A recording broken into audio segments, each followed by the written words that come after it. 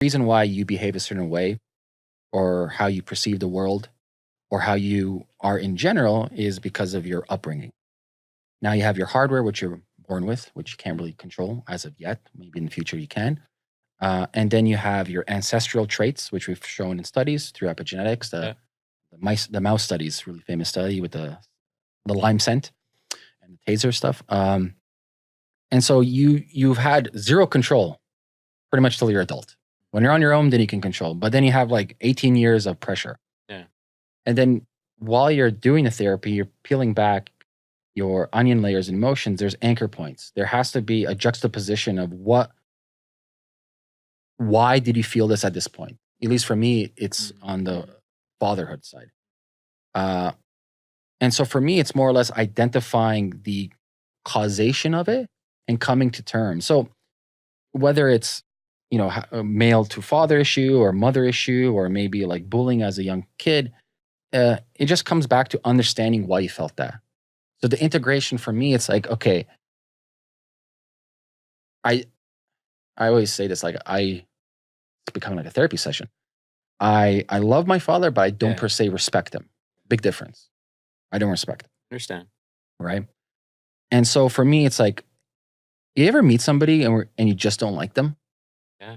Like you never spoke with them? For sure. There's just there's like a weird kinesthetic vibe, energy. And the best thing I heard before is like, the reason why you don't like that person is they're a representation of you. You're just projecting stuff that you don't like about yourself. Totally. Yeah. And so for me, that was kind of like my aha moment, where it's like everything that I don't like about him is like part of you. And I see it. For sure, dude. Kind of as a jumping off point, like there's a book that I read recently, and it's been so incredibly life-changing in terms of like, I have a long journey of overcoming a lot of, like you say, PTSD, a lot of stresses from when I was in my youth. And I've gone through a lot of these moments where it's like, I've just thought about it, and I've talked to some therapists about it, and just like it, at least in my experience, it always seemed like talking about it, trying to figure out was like a tooth trying to bite a tooth. Like, but I think talking about it is not integrating it. Because talking about it is like your window shopper. Right. It's like, hey, there it is. Yeah, exactly. Hi, how you doing? As opposed to like in you and I are both Joseph Campbell lovers, and in mythology, specifically in Buddhism, Nietzsche talks about these young all of them. Anyone with two marbles knows this.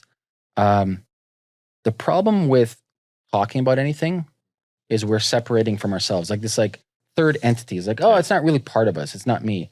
In reality, like if you look at Buddhism or if you look at mythology, look at like the hidden shadows in ourselves, is about accepting a part of you. Nietzsche has a great saying, be careful to cast out the devil from you because you're casting out the best part of you.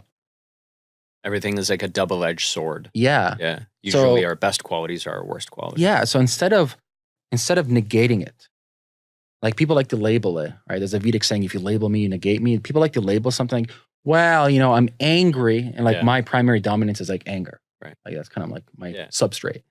Anger and cynical. I'm like, I don't trust people, right?